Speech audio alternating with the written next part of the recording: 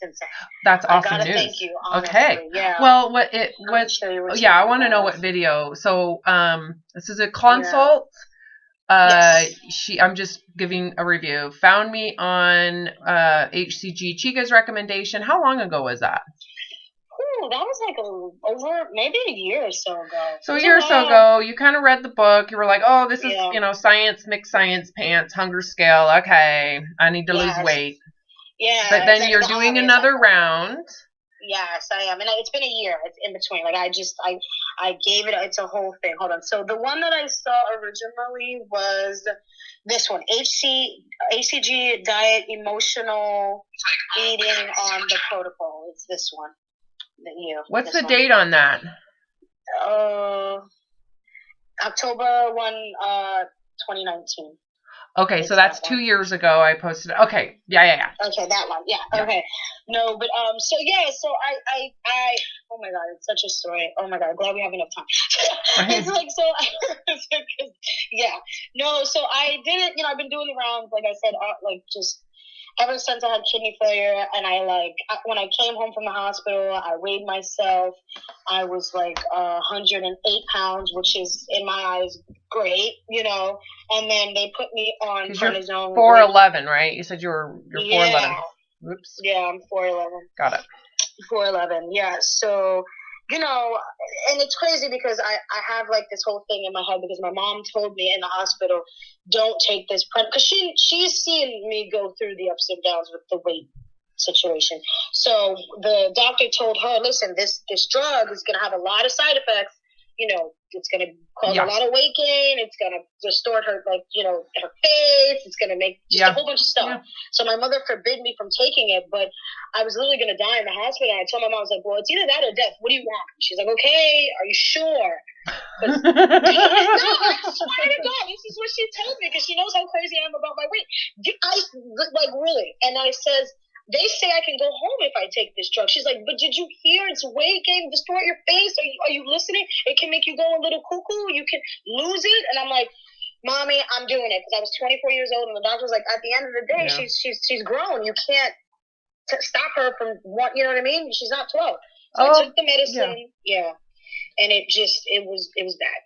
It was really bad. Meaning it threw you into like self-loathing, hiding. I hate myself. I'm ugly. Oh, a whole bunch of stuff. Because first I was losing it. Like, I would look at my phone and the numbers would jump out. Like, I was losing it mentally, like, because they had me on such a high dose. And then I gained, no lie, like at least 55 or 60 pounds in that month. Yeah, that's in that month. Yeah, steroids. Yeah. You're alive. You're alive. Yeah. That's what I say. I'm like, maybe I've been like killing myself for 5 years, but you know what? Like, I'm alive, right? Yeah, but maybe you didn't recognize just how deep it was, how important that thinness was to your identity, right? Oh, yeah. And how much pride you attached to it, and how much you used it as a way to shelter your lack of self-awareness. It's like, well, if I don't feel self-awareness, I'm going to try to create a sense of awareness with these things that give me a sense of safety in my society. It's so understandable. So have compassion for the fact that when you went into that, you weren't probably as conscious of how attached you were until you were suffering. Yes, that is 100%. What a great silver lining at this point, right? I mean, no, but it's crazy because, like, I guess because, like, after I got, 18 and, I started to have that issue, and I said, okay, and I hired a personal trainer. I spent a year's, just paid for the whole year at a gym, didn't go. Did the personal trainer, that didn't work. So I said, okay, I have a little money. My grandmother gave me money when I graduated, and I said, you know what? I'm just gonna do lipo. People do it all the time. Let me just get lipo. Yeah. Screw it. It's easy. It's quick. Yeah, and you were 20, right? You said you were 20 years old. So I was 20. That's such a difficult age because it's so. Can you see me? Okay. Yeah. I turned it horizontally just so that. Oh. Do you see me worse or better? Because I had it vertical. I see you better because I can see you like entirely, like from head to toe. Yeah. Okay. Right, that's what I thought. Yeah. but yeah, when you're 20, it's like junior high on steroids. Did you go to college? I did not. No, not a worry, but just going into an environment where your worth as a woman is sexual attractiveness. And it's kind of like the period of time for in our culture and in other cultures where your role is to lure in, be attractive. Like, at least that's what we're Yes, raised to believe. absolutely. Yeah, so 100%. understandable why, if you were feeling like completely inadequate and it was affecting you in such a terrible Yeah, way, why you'd fork out the money to get liposuction yeah. at such a young age. I know, I So know. it's understandable. And it really got bad because I didn't tell anyone. So You didn't tell your mom it, that, hey, I'm not going to judge. I'm not judging. I'm not judging because I went and got I didn't married tell. when I was 20. I did some crazy, I was when I Oh. was the most nutso. So Yeah, like I didn't tell. Like till this day, like no one knows, and it's so crazy because you would think that that would solve the problem, and I'd be so happy, and I'd be like, the whole entire time I was actually paranoid because everyone started coming up to me and saying, "You look good. You what lost so did much. you? How did you lose?" Yes. So I'm like, oh god. So I was living in paranoia the whole time. So I would Yeah, even and afraid you're going to regain weight. That's so Yes, understandable. and I started. The only good thing I could say about that time is I kind of just started to do more of what I loved in a way. Like I always loved playing volleyball. I played sports throughout. I was a huge athlete. Sports Mm-hmm. throughout high school and everything. That's why when I was chunkier in high school, it didn't affect me so much because I was so much of a tomboy. I didn't really. It took me later to get, you know what I mean? Because I was so into sports. I was varsity basketball, varsity Yeah. volleyball. I was Well, and serious. So volleyball is a power sport. I play yeah, volleyball. It's a power sport. It's for people with muscles. yeah, So yeah. it's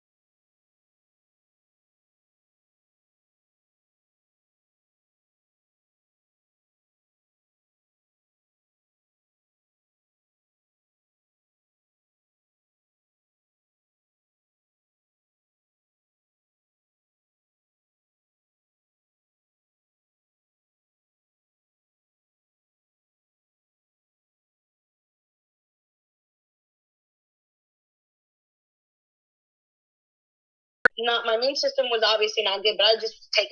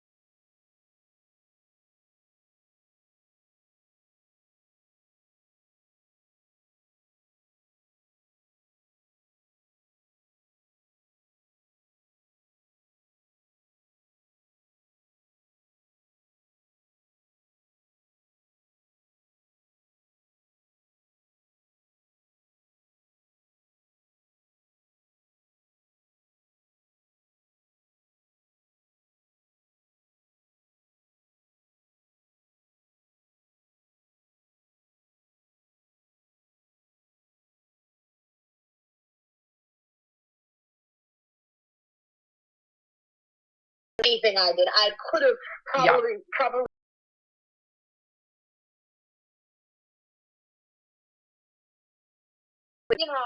try to take some responsibility. I don't want to make it seem like you're not. It was me. No, you did the best you could with what you were aware of and what you thought and what you were. You can't know that, and there's no reason for you to have any remorse, any at all. So just put that on. That's over. Let it go. I want to know now. After you gained all this weight, you got out of the hospital and you're feeling great. Yes. When did shit start happening? Where you didn't go into any details in your Yeah, but you were like, and then everything got messed up, and then it was like, and let's talk. Yeah. So I get first. I had to, I had to get out of my apartment. I had to move home. That was hard for me to swallow because I had built my business. I had to sell stuff. I had to, because I had to pay hospital bills. It was astronomical. I was starting to go. So I go home. I am 155, 260 pounds or whatever. And you're a real estate agent, so that's very much... No, investor. Investor. Okay, real estate investment. Yeah, okay. so I was buying properties and stuff Got it. in Florida. So my face was... Yeah, bison. And then so my face, I looked like a monster. Like it distorted my whole thing. I had this lump on my back. I looked like crazy to me at that moment. I was like, I'm crazy. So I get home. It takes me a year to sort of get off the prednisone. Then it takes them a year to taper it down. So we're talking year 2. So I've been 2 years like this at home, back at home. Probably just, I don't even know. It was the worst time of my life. Then as I started to get better, and there was no more prednisone in my system. We finished with the tapering it off, and I started to come alive again. My first reaction was, oh my God, I'm on the couch in my mom's house, my grandmother's mom's house, and I have, barely anything left, and I look like a monster. Well, I didn't look as bad because some of it went away, but not a lot, not a lot. Would you say that your grace for yourself went away? Because there had to have been a period. Would you say there was a grace period that in that 2 years you kind of let yourself, because of the prednisone, you gave yourself some grace around the weight gain? And did that grace go away once you got off the prednisone? Like you gave yourself some wiggle room to accept it, let it be, don't worry about it. That's what I mean by gave yourself grace. Even if you were embarrassed and felt disgusting, you gave it lenience because of the circumstance. Yes, I did. I was, yes. So once the prednisone went away, all of a sudden the asshole in your head came out and said, you better get in shape, bitch, because there is no room for grace. Yes. Okay. I started to go kind of crazy, and then I was like, okay, let's figure this out. I can't look like this. I can't be like this. This is not me. I'm not happy. And so I went in beast mode, and then I started saying, then I got the ACG, and I said, okay, let's do this. Let's get this going. And I don't know. I think I just, like you said, maybe the asshole in me. I don't know what I was thinking, but I was so stupid. I did the ACG. I listened to what they said. At first, I didn't like it because then they said, you can't eat this and you can't drink. I was like, you can't drink? Are you crazy? I was like, what do you mean I can't drink on this diet? I was like, you must be crazy. And then, now, mind you, this is back when they was this is a long time ago. I'm 31 now. So I was $1,000 at the doctor's office for one round. Okay, $1,000. So this was a lot of money. Okay, a lot of money. Because I went through my old plastic surgeon, the one who did, you know? Because I was tempted to do, and I said, no, let me see what he says. He's like, no. He's like, you're not even that fat. I'm not going to do it again. He's like, sure, I got something that's going to work. You just do this, follow what the nurse tells you, you'll be fine. It's only $1,000. You're not going to be out 20 grand. Just do that. So I'm like, okay. She's sitting down, she's telling me, and then she says no drinking. And the first thing I'm thinking is, I can't do this diet. This is insane. What am I doing? But she's like, trust me, it works. So I'm like, fine.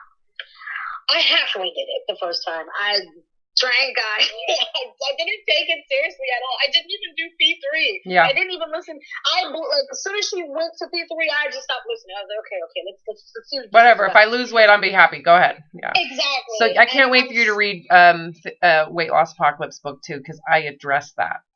Oh, it's terrible. I know. No, it's not. It's not. The problem is that they did not prepare you. And unfortunately, when people are introduced to the HCG protocol on the internet, it is introduced as a way to feel better about yourself. Like, it's sold as an emotional thing, not as a physical rehabilitation. Like, if they had said, this is a medical procedure for people who have been on these types of hormonal treatments. This is a hormonal treatment. It is not a diet. This isn't about your self-esteem and your poor body. You probably would have not been that way. See, the way you approach it is completely different. Like, they did, like you said, it's a diet, it works, because I'm in a plastic surgeon's office. So, it's like, this, so I'm just going to suck it out again. You know what I mean? So it was very superficial. Yeah, I mean, and that's I don't think that's a bad thing to be doing it in that environment. That I think I wish the staff was more educated on the psychological aspects. I know that surgeon is, especially with liposuction, they know there's an emotional component. They're not dumb, but it's something that's, when it comes to like body fat and thinness and this whole culture of thin supremacy, no one's really questioning the emotional, what drives someone to do something as crazy as the HCG protocol, of which I support and I'm a big fan of for a medical treatment. Not the emotional fulfillment. This is not about your self-esteem. It's not about you feeling comfortable in your skin. And at that time, honey, that was married together. So you're set up because of that to struggle. It's not that you suck. It's just that approach to it is really disadvantaged. You're disadvantaged if you're using that, because it's extremely strict. It's very much regimented, which is a great thing. But not for that emotional issue. Okay, so it's understandable why you would cheat, why you wouldn't follow P3, why you would. Totally understandable. Keep on going. And so I kind of I did it, cheated, but got down a little. So I said, oh, this works. This works. I'm like, oh, this works. This is good. You know what that means? So, that means you can go eat and you can party, and then you can go back and do it again. And then you can, now you have a purge. Now you have, this bulimic thought process going into it. I call it HCG bulimia. And I just kept taking it for granted and using it as, the thing just to quickly get weight off. And I gotta admit, I never did P3. I didn't do P3, actually, until, a year ago. Yeah. And this was when I was 24, 25. Yeah. So how many times have you done the protocol? Just be honest. Just be honest. Just let it out. Just let it out. I've had people do over 20 rounds. I probably did over 20 rounds, because I have 24, 25, 26. So I started at 26. It was 2 years. You're a protocol whore. I'm a whore. No, Robin, I'm a whore. You don't understand. I'm embarrassed. You are not the only one. So here's the thing. So yeah, I just kept doing it to the point of, because I was at the first time when I first started it, I was at home, so I started to break down what I was supposed to do, what I was not. To the point of when I would gain it back, because I wouldn't do P3. Imagine, everybody knows what that does. That are the people who are informed. We know how bad it is not to do. So I wouldn't do P3 at all. And then I remember my mother said to me, this was a few years ago, but she said to me, she goes, oh yeah, you're gaining a little bit. She's like, maybe you should just, do a little quick round of that HCG. So she was even interpreting as this like, yeah. So she's just enabling, just a terrible enabler. and so she doesn't even know it. Abused it. She didn't get it. I abused it up until right before I met my boyfriend I'm dating now. I said, you know what? I gotta get, because I turned 30. Okay, 30 started to make things change for me. I started to, I said, you know what? I want to get married. I want to have kids. I want to get real relationships. So I really started focusing on changing me and working on myself and the things that I didn't like about myself, or I think that I need to work on. So I started to change. Okay, I want to have real relationships. I don't want to date these, rich guys anymore. I want someone that I'm going to really be with, and I got to work on myself. And then I said, if I really want to make a change in my health department, because I've been yo-yoing, I've got to start to take it seriously. So I finally went on HCG Chica's site or whatever, and I said, okay, let me figure out what this P3 is really all about. I mean, it's. No, and she's a huge resource for a lot of people. A lot of people come to me because they found her, not because they found me. I was gonna say, I found her. I found you through her. It's crazy. Thank you, Aisha. I know. No, but thank God. I'm really thankful. No, so I started researching P3 through her, and I said, okay, I'm gonna do a round, and I'm going to do it seriously. I did a whole round, didn't cheat, didn't screw up, as they would say, as you would make it seem like it's all. And then I did a whole P3, and I didn't mess that up either.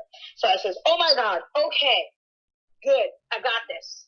And then my mom got diagnosed with cancer, and then I understand. Well, and the thing is this, I'm so sorry about that. My mom died of cancer. So no, yes. Oh, so sorry. And my brother-in-law died of cancer. I have cancer all over and around me, like everybody else does. And I'm so sorry to hear that. When someone restricts food, restricting food is incredibly difficult for our psychological mind, because we're human beings. We're like every other animal. How do you think other animal is going to act when you restrict its food? While food is everywhere around it. Yeah. So so keep that in mind. So restricting food in our abundant first world excessiveness is very straining and agitating to these primitive mechanisms to feast before famine, and feast after famine, and feast before famine, and feast after, right? Yeah. And there's thousands and thousands. There are thousands of studies observing dieting behavior with food around you and how that works and how these mechanisms get inflamed.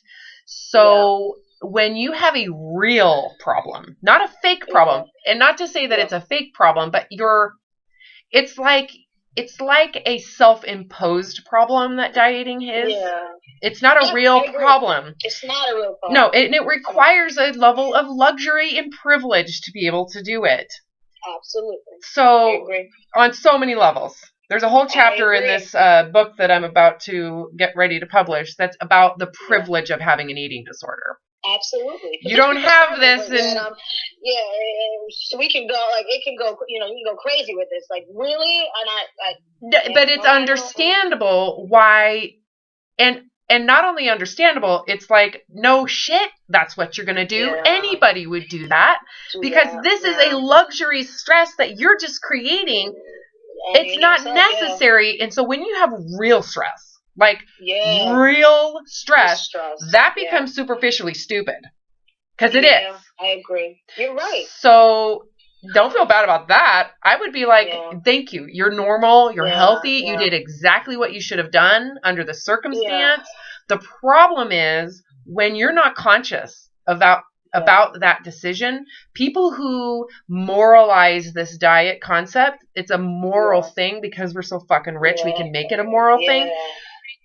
Literally in our abundance and luxury of food that we have constantly. When you do that, you don't understand why you just left this belief system. I call it a diet. Yeah. It's like a diet religion for grieving, and you carry shame and guilt about it. Oh, the one thing I would say, like you're saying, is like when she got diagnosed, I did just put that aside. Yes, and you know what? As you should have. Yeah. Right? Yeah, exactly. I'm like, what are you doing? No, but like the thing that really, I'm looking back at it now, and the thing that bugged me was, I know that normally when I get really stressed, I don't eat. That's like my normal go-to. But then this time when I got stressed, I think because I had just been just so toxic, beating myself up and all this craziness so much that I don't know, but I just started eating, and it wasn't, I don't know, it was just weird because I don't normal. That's not my normal reaction. Like I don't have an appetite when I'm stressed because I'm stressed. You know what I mean? I'm not thinking about food. So. Yes, but that typically when someone feels shame and guilt about eating. So what might have happened? This is going to be a guess that I'm making. I could be wrong. So take this, and when you watch this video again, this is a place where you might want to pause and think. Okay. Okay. When you lost that weight with your last round of HCG that you did honorably, you wanted to do it, you were proud of yourself about it. And and that's where the issue existed. The pride in it. Anytime someone takes it, like, I'm proud of myself, can you see where that would create guilt and shame? That's what I was headed with. And then you feel bad about yourself for eating. Where in times past under stress, it didn't make sense to eat. You didn't care about eating. Where in this case, you could have been living more in a, there's a few things here. When someone is chronically restricting food and they take pride in that. So it's not just one thing. It's a variety of things going into it.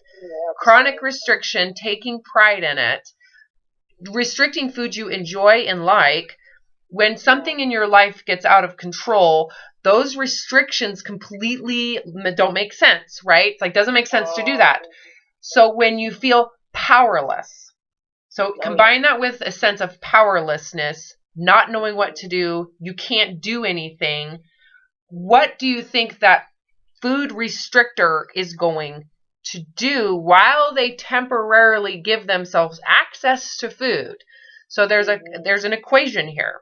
The shame and the guilt for eating, coming off of restriction, the shame and the guilt for eating, and then committing to another diet in your mind. So there had to have been, chances are you were thinking this.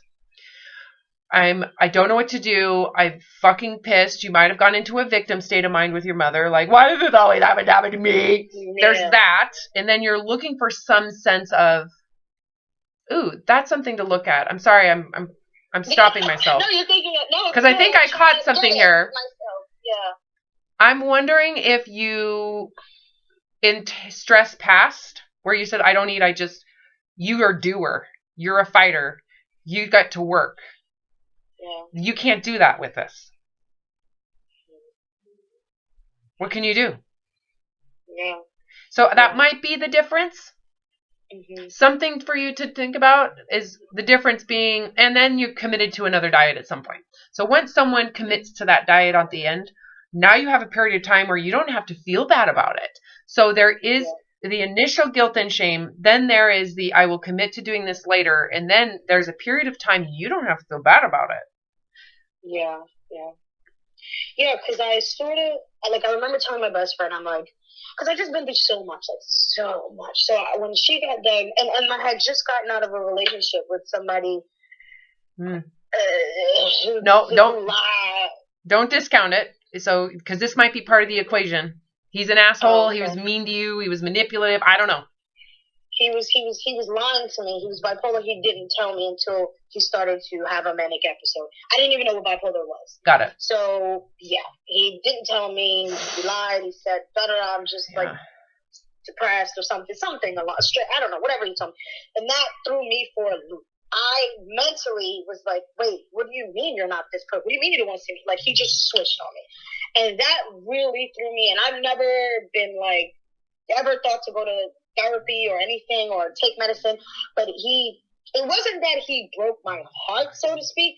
he screwed me up mentally because I didn't know about a lot about mental illness, and I didn't know how severe it could be, how like it could just go left. Like I didn't understand. I've never seen that in my life. I wasn't experiencing that. So did that feel like abandonment? Abandonment 1,000%. Did you go into wondering about your body image? No. Okay, that's good news. That's good news. No, I didn't. I definitely didn't. I gotta say that. It's the truth. I did not go into what I went into it was like, I just didn't understand. I was like, how?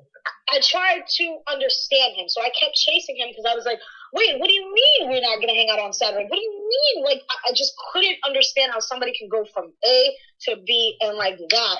And then when I found out it was that, I started researching. I started almost going crazy trying to understand bipolar, and it just screwed me up bad. Like it hurt me, and I say this, I was saying this to my best friend. I said it hurt me in a different way. It wasn't necessarily the biggest heartbreak, but it was like a mind. It was a mind fuck. Yeah. And because do you understand? Yes. Well, especially the time between his behavior, his like basically ghosting. Yeah. And the time that you realized it's bipolar, you're probably going, what's wrong with me? What did I do? Something must have happened. There's another girl. You're trying to figure it out. That's what I started to think. That makes you crazy. Yeah, I got so bad and I just spiraled into depression. Yeah, because you think it's you. Because you're thinking there's something that is about me. And then it feels like it can be defining. Yeah. Like this person's rejection defined me, and then you figure out it's something else. But still, that still impacted you. Okay. It did, yeah. Interesting. And then I was still not, sorry, I don't mean to cut you off. I was still not like completely over that when my mom, well, I think I was, but I guess I was telling myself I wasn't maybe.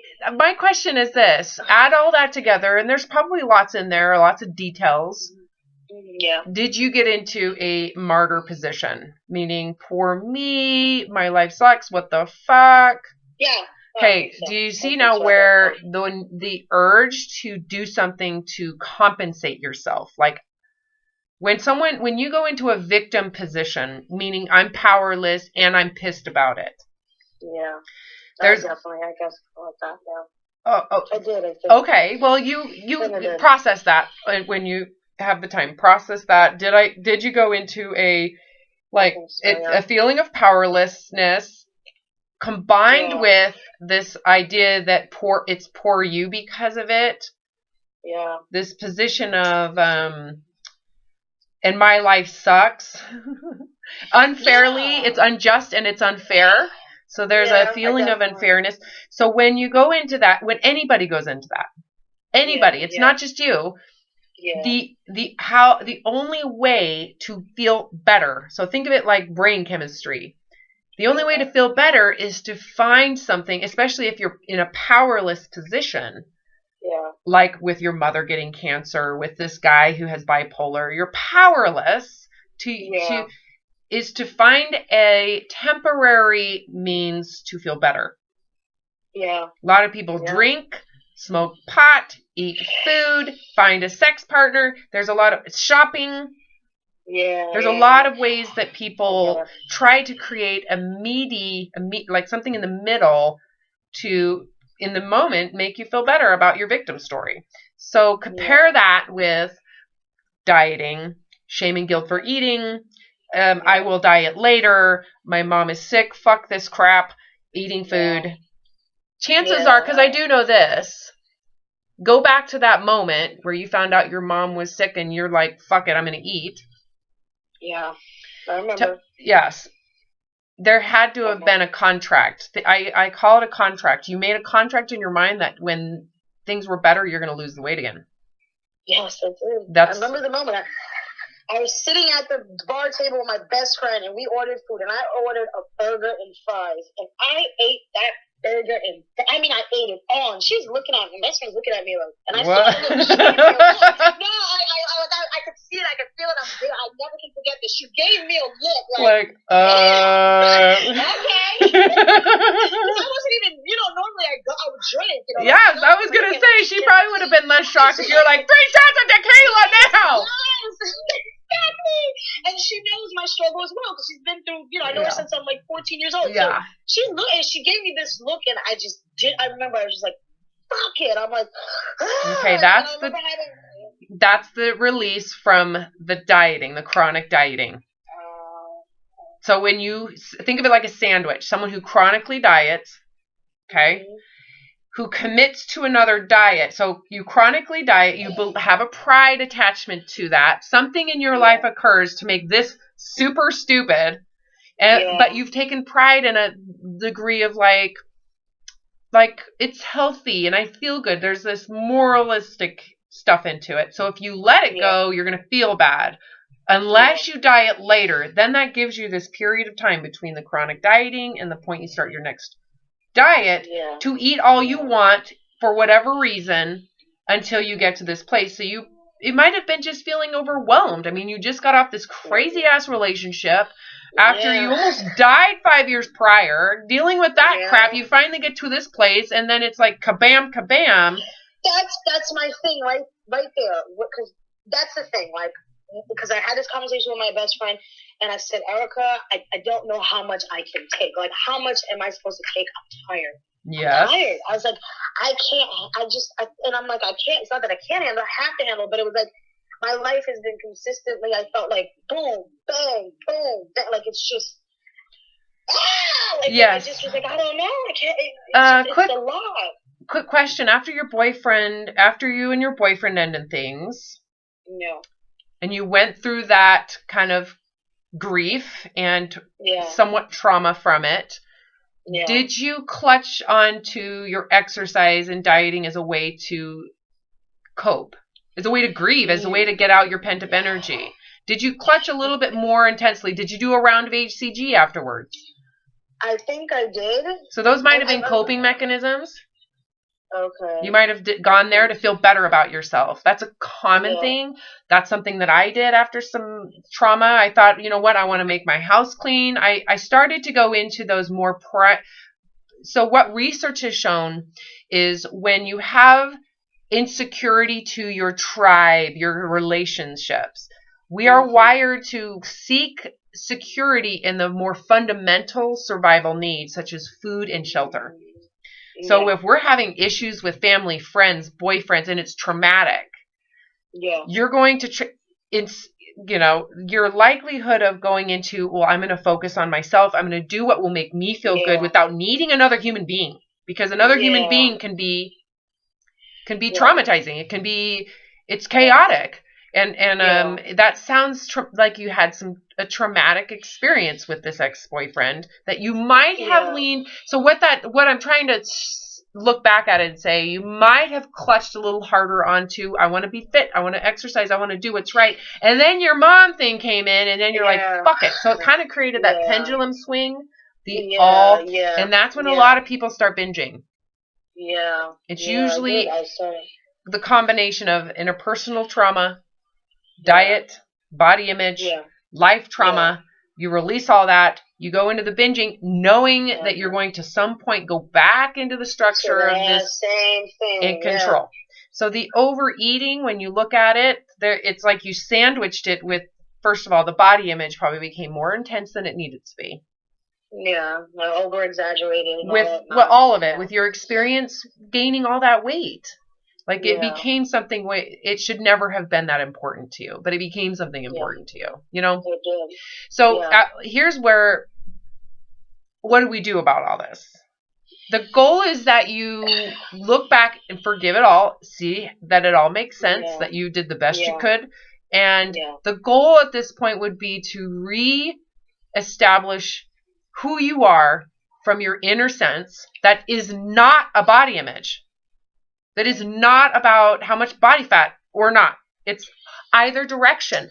We don't want it to be your thinness and your petiteness and whatever that is. We don't want that included on your resume. I know. Think of it like, here's my resume of who I am. None of that fucking matters. That's the goal. We need to kind of rip that out. It's like for many people, it's like taking out religion. Like, we're going to remove the religion from your life and now define who you are and what you believe in. That comes from your heart, not from concepts that we've installed socially.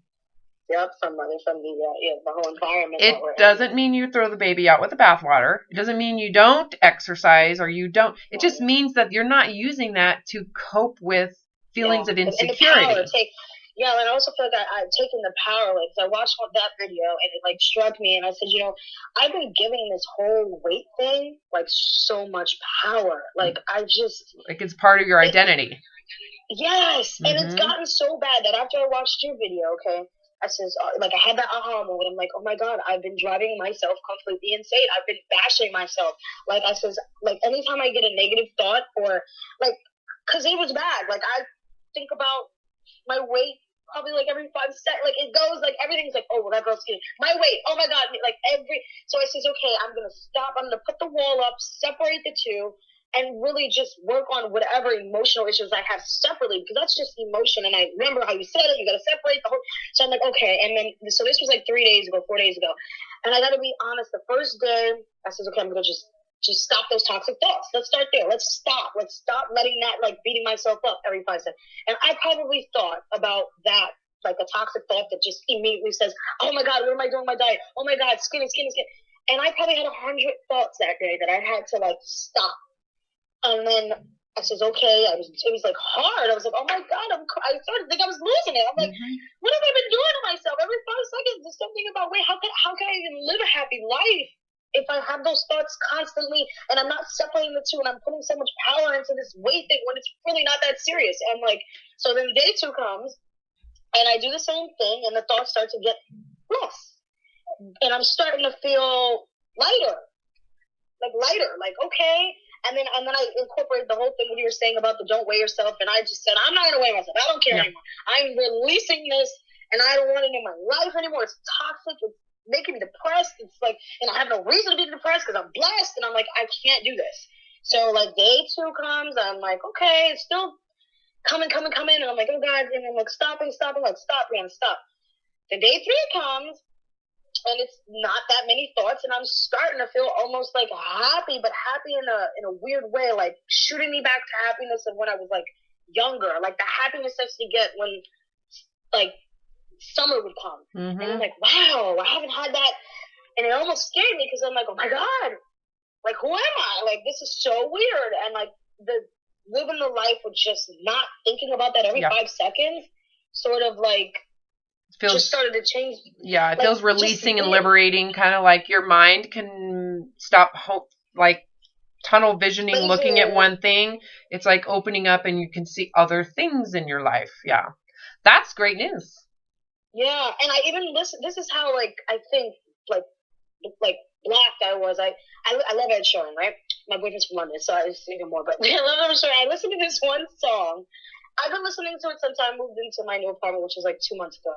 And for some reason, I listened to it like, 2 days ago, and I actually got the song, and it was so weird. I felt like I was on autopilot. Like, I was living life, but not living, like, not, I don't know how to explain it. Like, I just, it wasn't, like, I was just an autopilot. It wasn't registering to me that I was just so consumed in this thing, this idea of skinny weight or this like my whole life. Like I just have ignored everything. I've not hung out with my friends. I've not been living life. I've been embarrassed. You've been holding yourself captive. That's how I feel. It's kind of like being in a relationship with someone that's very toxic in this relationship, and you've been trained and conditioned to believe that you are unworthy because of your body fat, and that you should diet because it's for your own good, and you should isolate yourself. Sound kind of like battered wife syndrome? Yeah. That's what it is. Yeah. Except for I think it's a diet, what I call body diet supremacy syndrome. It is a form of Stockholm syndrome.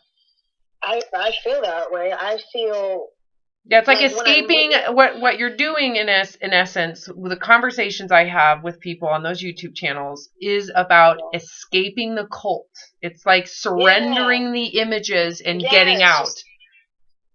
Just like running away. Like, and then there's a recovery that comes afterwards. So there's an escape, and then there's a recovery, which is how that's the eating the hunger, because you got to learn how to live without this crazy diet religious brainwashing. And And you've got to be able to, but the key to this and the hard thing is you're on the HCG protocol right now. So there is an underlying satisfaction with the fact that you don't have to think about it and you're losing weight. So where things that I've seen over the course of years of coaching people through this, where things come back, because you can have temporary freedom and it feels amazing. Yeah, it's really liberating. It's hopeful. It's you get a sense that this is possible to recover from. Yeah. So, whereas before it feels impossible.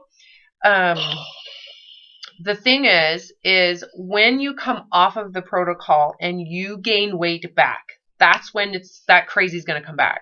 So what I've learned to do when people come to me on the protocol is the key is preparing you to regain all the weight. Whether it happens or not, we don't know, but you got to retrain yourself to expect it and assume it's going to come back so that you don't attach to anything right now. Yeah. Because that's what will happen if you do. I like what you said in the video when you said, like, if you were to stay exactly where you are right now, weight-wise, you have to be content with that. Or even higher. Like, you have to let go. I go into that fear. And like, we're going to go there. That was that was initially kind of like scary when you first said it, and I thought to myself, and I said, oh God, that's kind of, and then I had to let go, and it says, if you don't let go, then you're not letting go, you're just staying in the same cycle, so you gotta just face it. Face that discomfort, because if you aren't willing to, you can't get out. You're not going to escape. Exactly. And I also felt like it's weird because I says, well, okay. And then I felt like, well, then, and I got to a place and I kept thinking all night, a couple days, and I said, you know what? Who cares? Like, it's not that serious. It's not that bad. Just where you are right now is not that bad. You get that? Yes. Good. Like, they're like, what are you doing? I love it. So you kind of undistorted. You're crazy. So you got relatively aware that if this had to be permanent, this is why I have people do that visual. It undistorts their cognitive distortions around you, uncatastrophize it, like visualizing. That's what I started saying to myself, because I was like, I'm making this. And then, oh my God, I love it. I love that these YouTube videos helped you, because they are like a needle in a haystack. You got to go through so many videos. And I have it, and it's just like, and that aha moment, like, you just shook me when you were telling me. I don't remember the young lady name. Oh, I don't think you said name. Yeah, whatever. But you talking to someone and you're like, okay, how bad right now where you are from a 1 to a 10? And she says an 11, and you go, oh, really? Okay. I'm just like eating my popcorn. I'm like, oh my God, she's about to go. That's hilarious. Like, oh shit, shit's about to get real. It's about to get real. And you're like, an 11. Okay. Let's talk about that then. Let's go into that, Missy. And I'm just like, oh my God. And then I thought to myself, well, what would you say, Brianna? I'm like, yeah, my mind has said an 8 or a 9. Oh God. And then so I'm right, like, and this is the first day that I had started binging your videos. And so I'm like, oh no. And then you really break it down to her, like, okay, let's have this scenario where you're a quadriplegic. Yeah. Let's have this scenario. You burn your and then you go back around and ask the same question, and they're like, oh fuck, it's like a 1. It's like a 1 or a 0. And me, when I really went through it with you during the video, I was like, yeah, Brianna, it's a 0. It's 0. Hold on. I put an alarm because I was supposed to be recording, but you recording. I got it. So. Yeah. So I'm just like, oh God, it's a 0. And then I started getting even deeper in my head. You had me going, and I'm like, this was weeks ago. This is like when I first moved in. I says, okay, now that I've got my new place, I just bought a new condo, rental property, another investment. I'm like, I'm set. Things are great. And I'm like, oh, but the only thing that's holding me back, the biggest issue that I have weighing me down on my shoulders is this weight thing. It's taking up, like, the reason why I'm unhappy is like 80%. This is why I'm depressed. This is why I don't go out and see my friends. This is why I don't, want to go to events. This is why I'm tired. This is why I was listening to you, and I was just like, let's go back there and let's revisit what I had said to myself, because is that really the reason why you don't go out with your friends?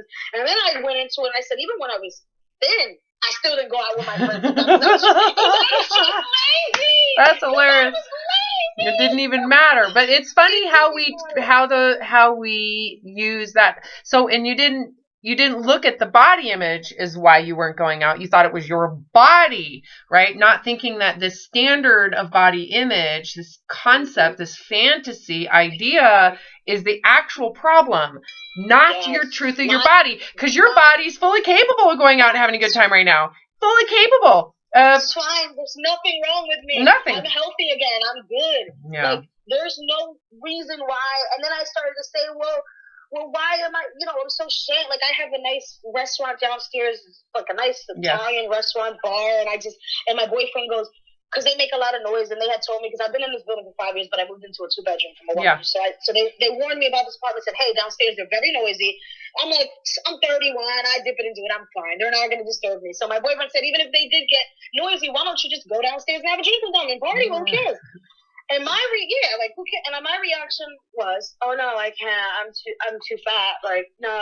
Let me wait. I swear to God. And I'm like, I gotta wait till I'm skinny so I can be like the hottest one there, I guess. Oh my God, there it is. Yeah. There it is. That's that narcissistic nature of the imagery, and that's you are so gonna feel good coming out of this. It's time for you to update your software. Yeah, and oh my God, so that's how I felt too. I was like, after I watched your videos, like, started, like, I almost thought it was just weird. I was like reprogramming my whole brain and my outlook on life. What happens is it gives you it's like coming out of a cult and seeing what you didn't see before. Yeah. Nothing's changed, but you can see it now as something. The way it really is. Yes, like it's like getting the fish coming out of the bowl and seeing that there's water. Yeah. It's like when it just gives you that relative perspective, that you didn't have before. And typically when you go, because you're in a culture that especially when you're isolated in a culture that believes in thin supremacy, health supremacy, and the combination of the two, which is very narcissistic in nature to think of it that way. It's hard to not believe it, and it's hard not to feel bad about your body and not to feel bad about food when this kind of social structure is everywhere. Yeah. And you don't question it. So it's like dogma. Yeah. It's like you just assume it is a truth coming to you from this authority, and and you just go with you're isolated. So that's how cult mentality. It's true. Yes, but we don't question it because it must be true.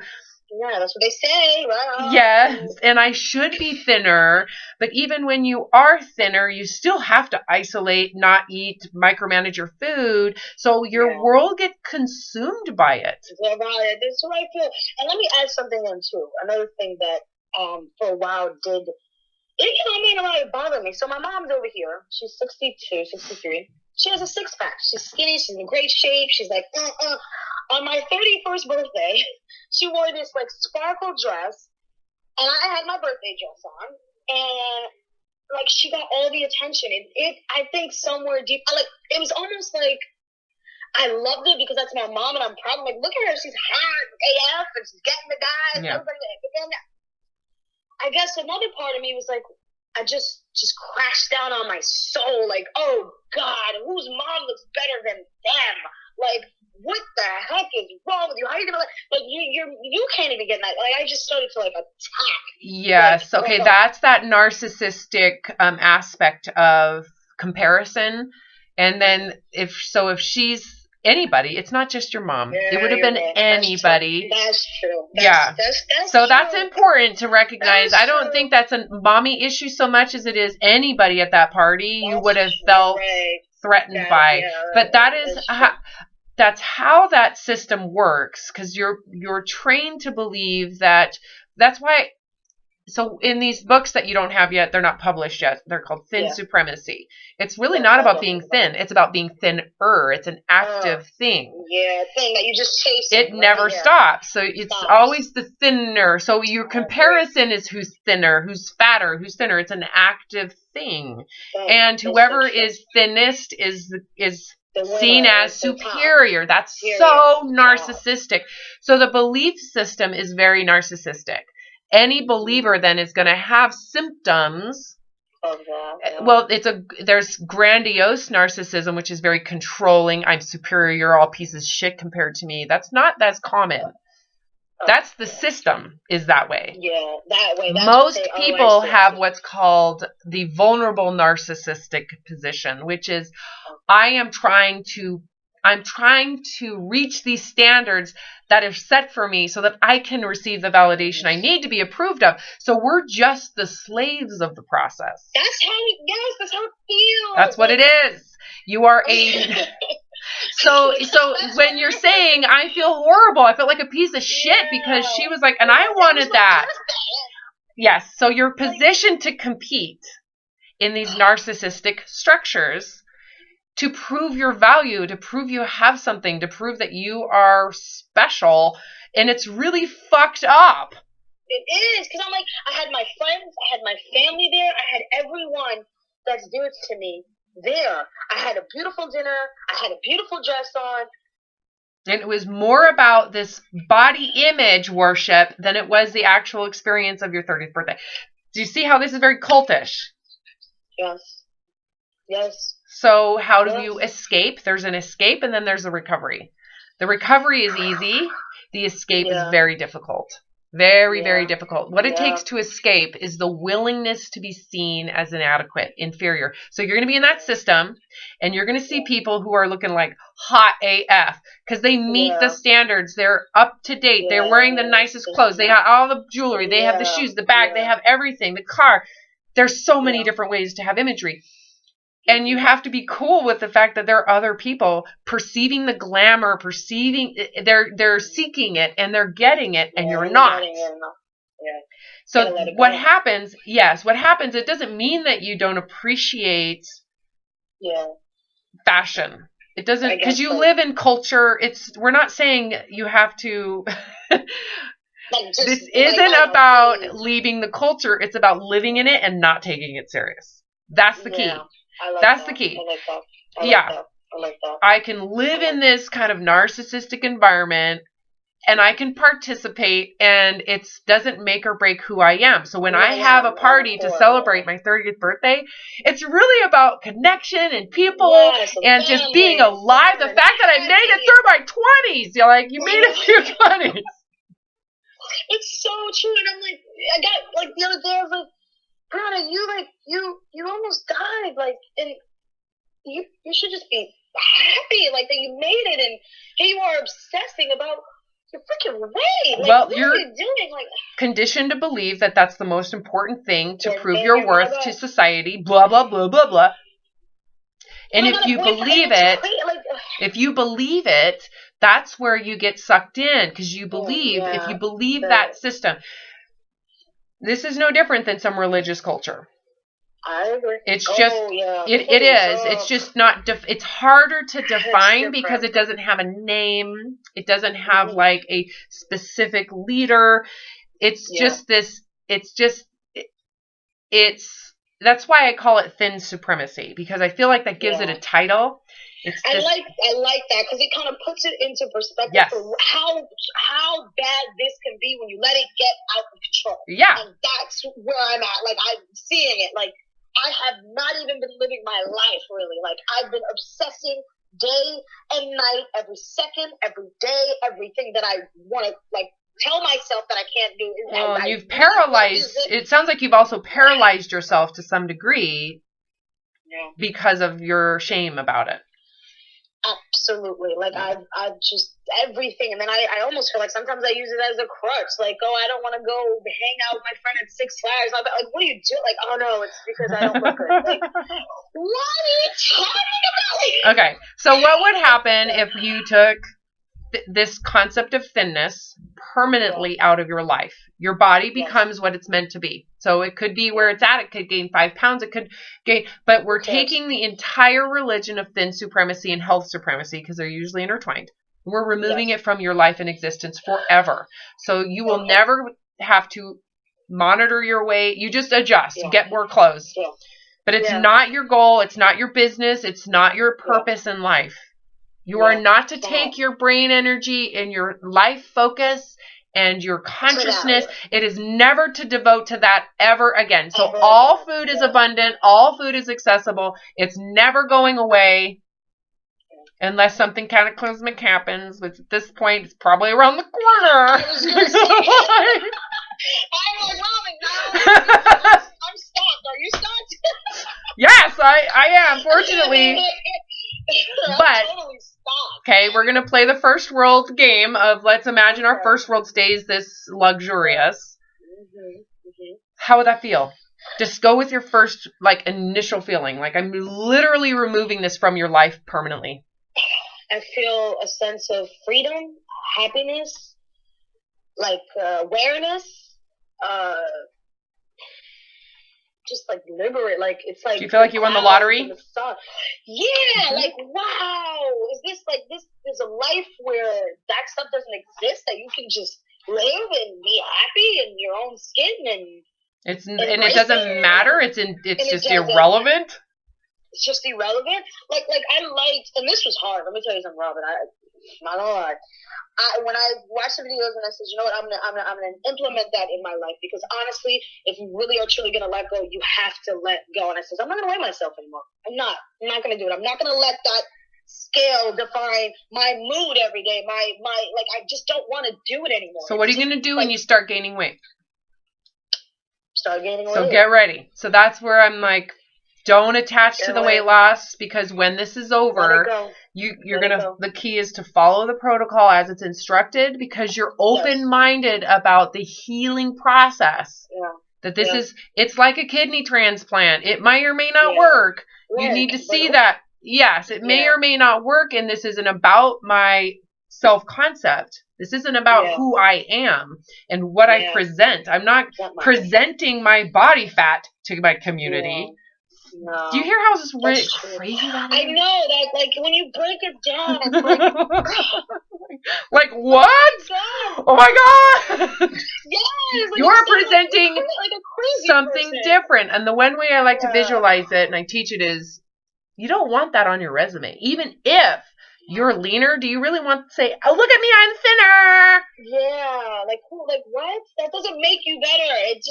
It's you're super. There's no depth to it. There's no realness to it. There doesn't really tell anybody about who you are. It just tells people who believe in that religion that you're safe. Think of it that way. Yeah, it's it's just a concept that people infer and make assumptions about you. And most of them are super wrong. It's ignorant.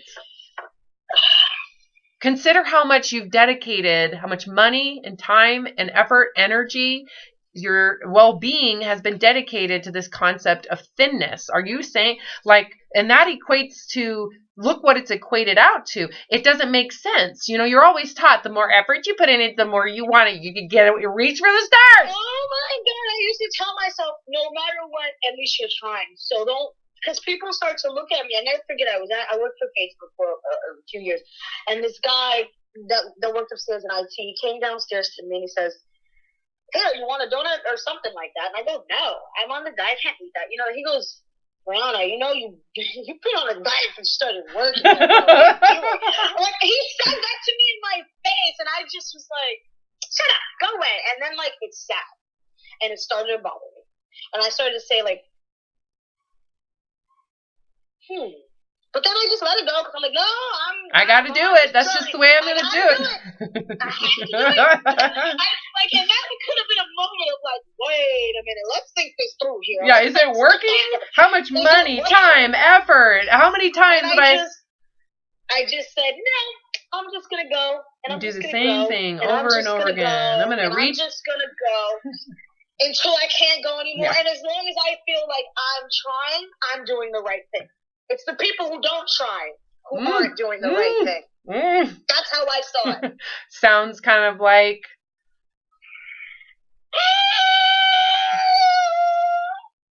because it's a very self-righteous, again, the narcissistic nature of that belief system, of which, mind you, wouldn't exist if we lived it without all the luxury and abundance. It would make no sense.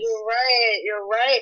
People are starving in the streets, and this was everywhere. If I was a little chunky, they'd be like, "Oh my God, look, where'd you get your food?" Yes, yes. They would be looking at me like, "Oh my God, she's got looks like, what did you eat? How are you eating?" I call this it's the disorder of the privileged. It's we, and I'm not complaining. Okay, we have it easy, but what happens with people who lose touch with reality over generations is we begin to have these like moral concepts around, first of all, these diets. I call them diet images. You know, we have body images. There's a diet image too, right? Yeah. And so it's like this idea of health that's an image in your mind, and it's measured by what type of food you eat, how you eat. Yeah. That would never happen if we were living in the wilderness off the land. You would eat. You can call yourself a vegan, but you're gonna be eating some meat.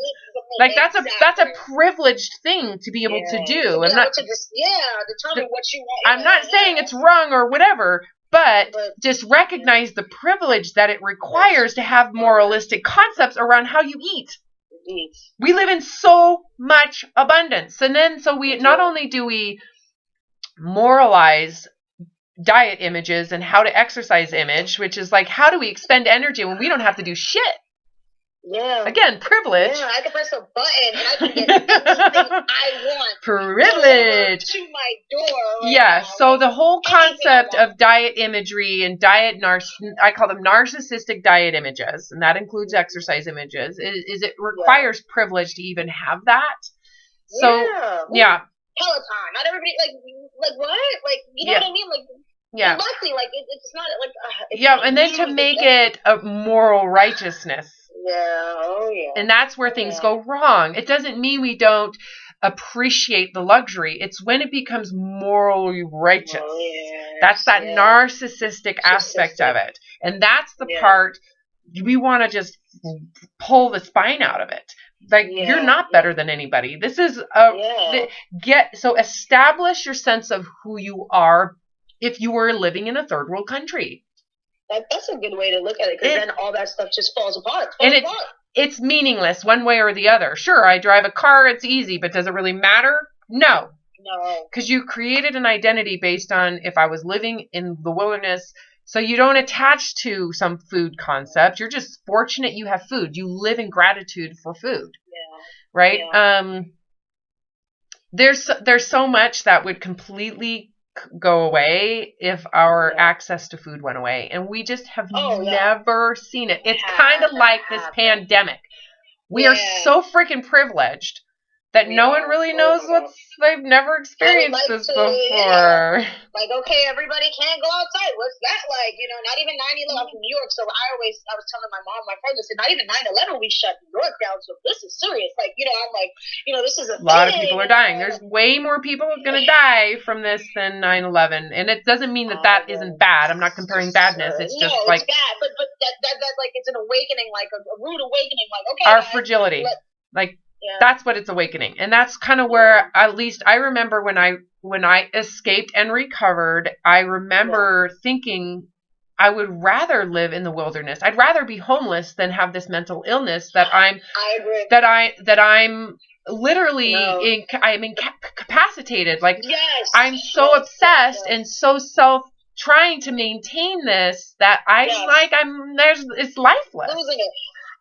That's what I got to tears the other day, because I'm like, oh my God, like, I've been living but not even living. Like, I would never. You're running on a rat wheel, going nowhere. Yeah.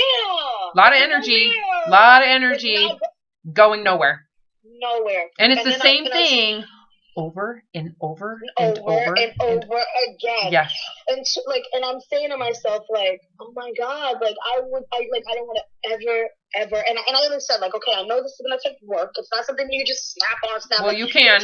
It takes work until you do that, but you do snap out of it.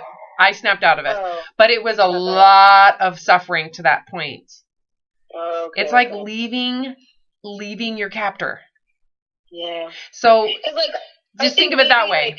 Because I think like I got the point of it. Like now it's just stopping the thoughts. Like because they're still like it's fresh. It's like 2-3, but like they still come. They're really like getting less, but they still come. Yes. So when I say like I work at it, I mean like think of it this way. Here's one way to think of it. I feel like I get what you're saying. So from where I'm at and what I heard, you haven't escaped yet. Yeah. That is not a judgment. It is not a big deal. And there's no pressure. That means you still believe in it. There's still this allure of it. So you believe it's real. Like it is something to be like, so think of it this way. When a battered wife sees that this is never going to change, this person will never change. When you talk to someone who's been a battered wife, there's always this back and forth game around, he beat the living shit out of you. I think I deserved it because I didn't do what he said, but he's going to go to therapy. So there's always this idea that it's going to get better. And over the course of years, the moment that person realizes this is never going to get better, ever, ever, they stop caring. They leave. They leave. They leave. Like, and then they don't go back.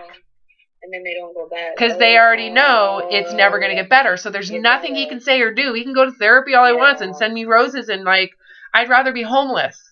Yeah, than to deal with that. And then it's done. So that's when the syndrome, it unwinds and it snaps apart. So if you're still, so you're kind of like, you might be wanting a booty call. Okay. You might still have some of that, like, you know what I mean? That's why, think of it like that.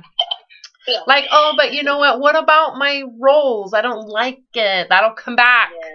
And that's like you going, oh, but I love being able to go to the movies with them. Like those one things that you're like making bigger than it really is, or making. So that's kind of like you still believe it. You still believe that it could be good, or it's still like, so because I'm making like a conscious effort to not believe it, like, and then like these thoughts are still coming. They're lessening and lessening. I will say. Yeah. So you're. But like they're still. That's okay.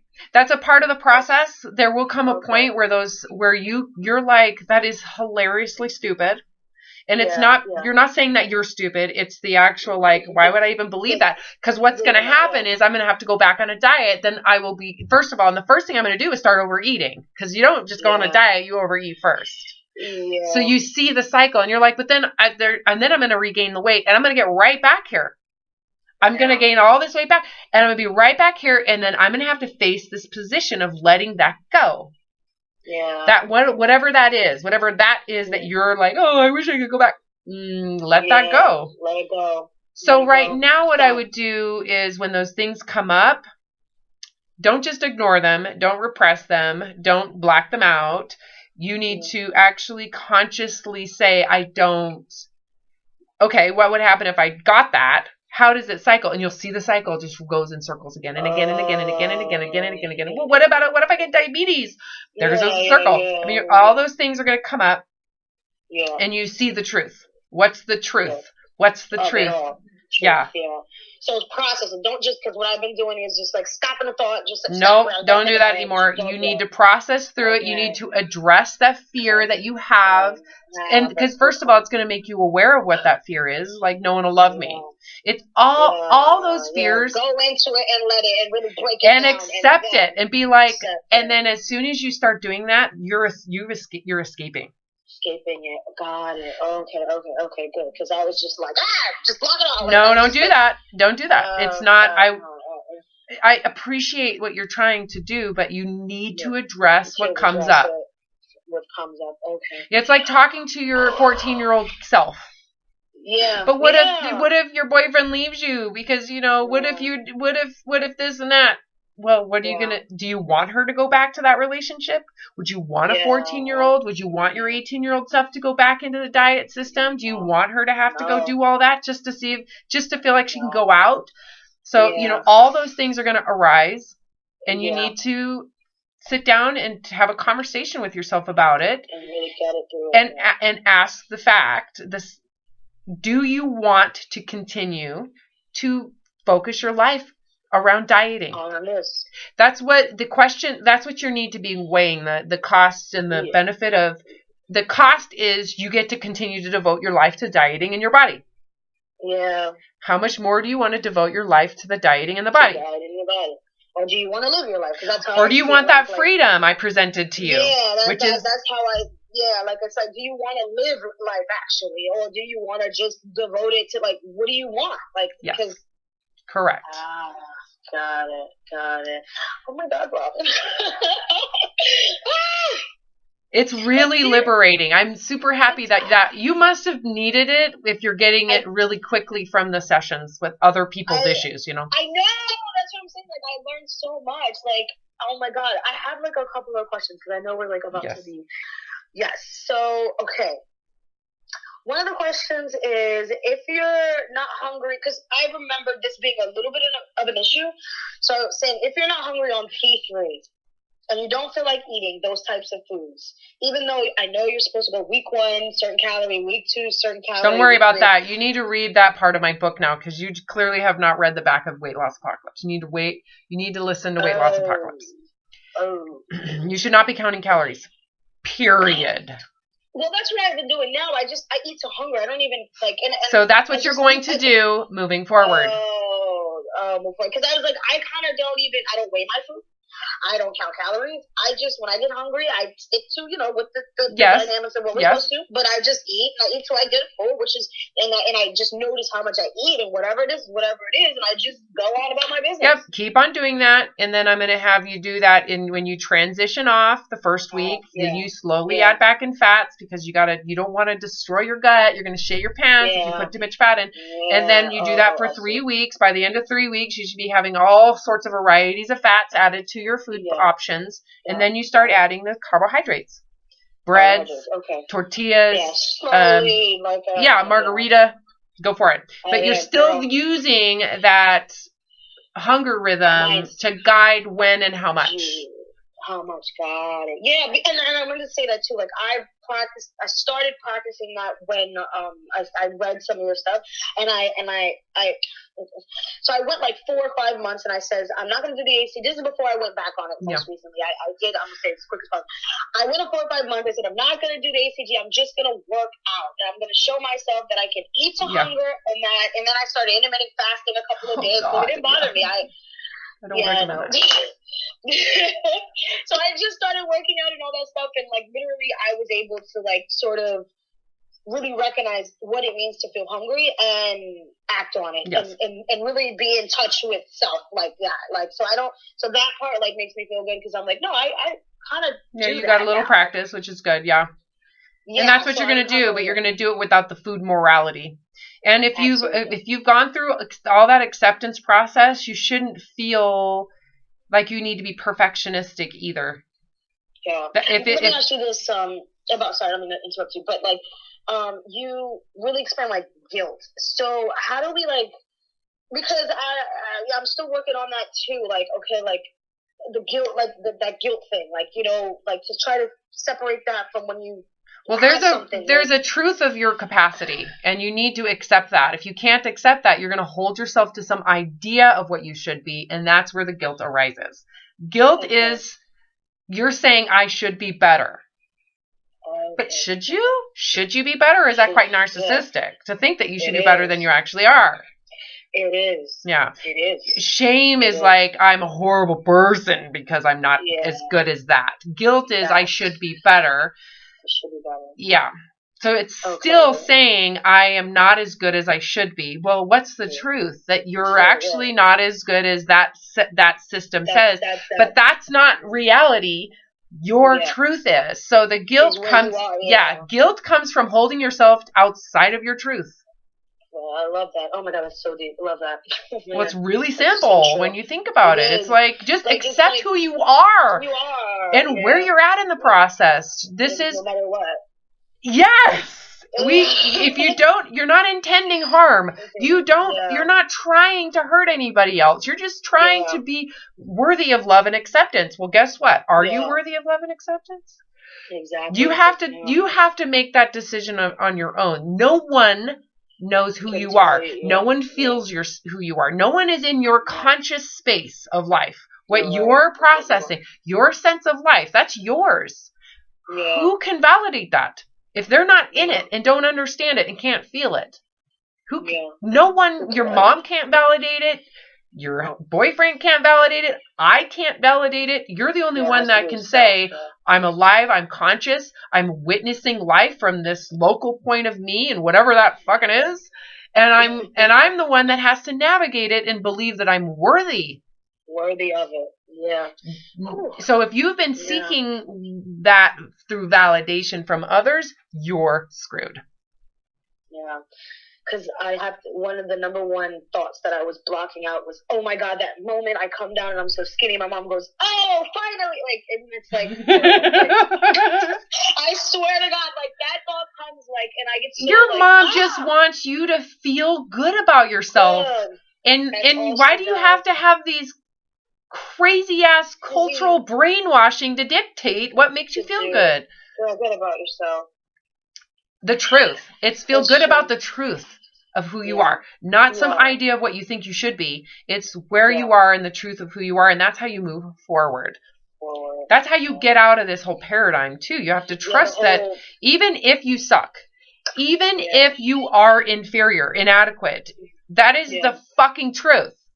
Yeah. And whatever that is, it's reality. It doesn't mean you sucking is truthful. It just means your capacity is what it is. You need to work with that. And work with what you got, and that's that. And it's got to be good enough to you. Yeah. Because it's honestly, relative to everybody else, there's enough narcissistic douchebags who will tell you it's not.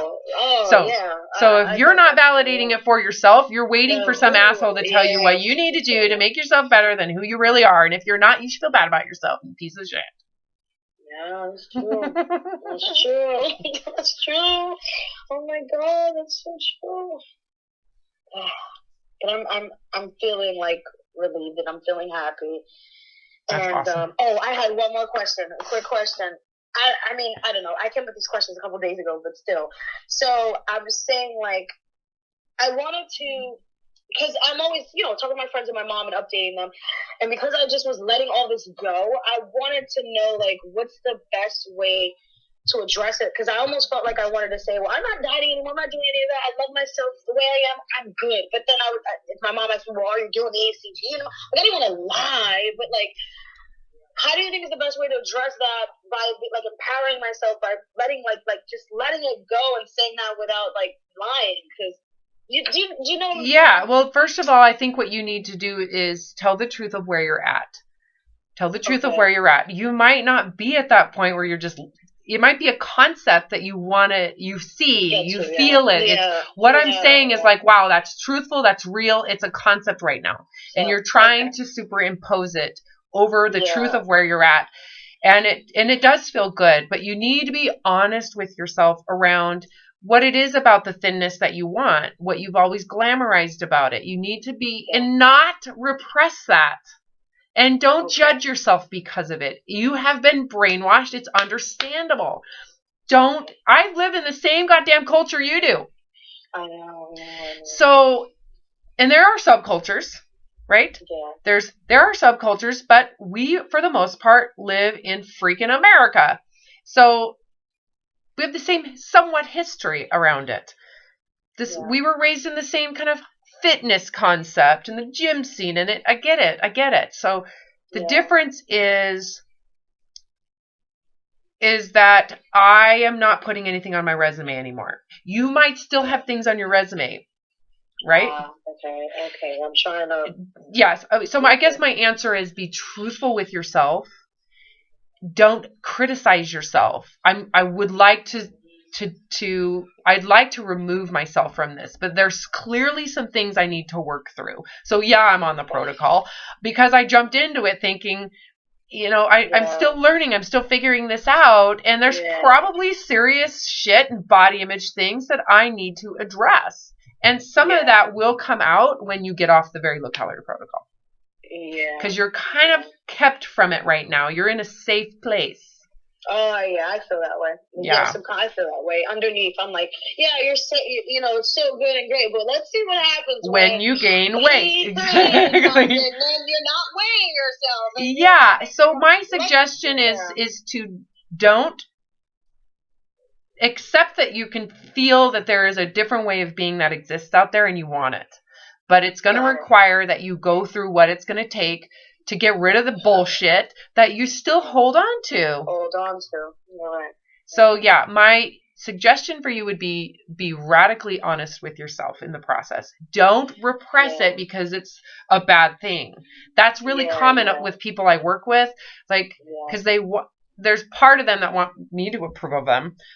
But which is understandable. They're coming from that vulnerable narcissistic position, seeking validation from someone else. But they also don't want that anymore, so they try to hide those feelings. But you know what? They're going to come out sooner or later. So let those, in other words, like, when all that comes up, and maybe I don't want to go into it with my mom truthfully because I'm embarrassed, because, like, for me to tell her, like, yeah, I'm going through this process, I'm still on it, but you know what, I'm realizing I don't want to do it anymore, and I want to be in a better space. But, like, for me to tell my mom that, I would feel, like, a little bit, like, shame. I don't know. Just well, why don't you, well, first of all, it's really your thing, so you don't have to tell your mom. But if you feel that you want to be open with her, just recognize that you're going to do this and you're not seeking validation from her, approval or validation. She can have whatever opinion she wants.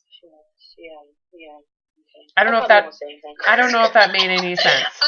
No, I get it. Well, if you don't understand it yourself, then maybe you just tell her, I'm trying to figure out why I've been so affected by this body image thing, and I don't want it to affect me anymore. So just give her that.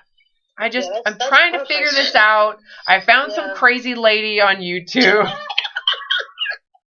I was gonna tell her about you. That was one thing I was gonna say. Like, I think I found someone who really understands me.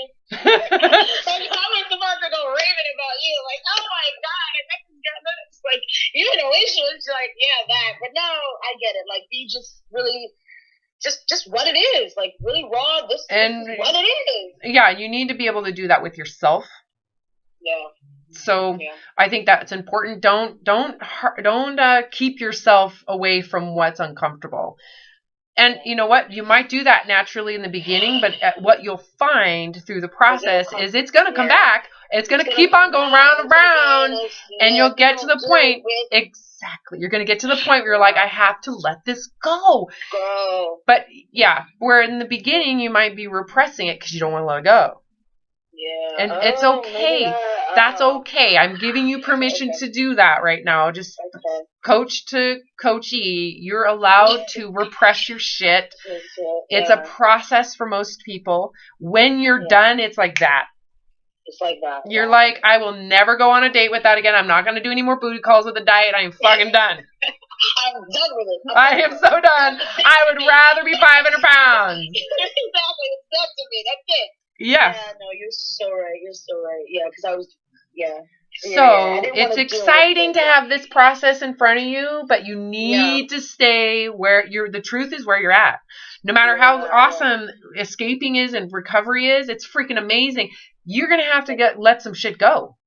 You have things to address. You need to process some past trauma and a relationship with your body. You need to re-relate with your body in a way that your body can be what it is, and you're never going to try to change it again. Yeah. That's deep, yeah. Okay, my friend. I'm going to stop recording. Guys, I'm so sorry. No, it's okay. I get excited about this stuff, and when someone comes to me who is like suffering in it and is feeling that sense of like you're feeling liberated, that's a good thing. Like, I've gotten like a couple of hits of it, like, whoa, like, freedom. Yeah, it's like, it's amazing. It does feel like you're a child again. It feels like, oh my god, I get to go play on the playground and just play. Yes. Like, it's almost, it was weird, and it was like a sudden little oof, and then it went away, but I was like, oh my god, that can exist. Like that. So, yes, like, so many people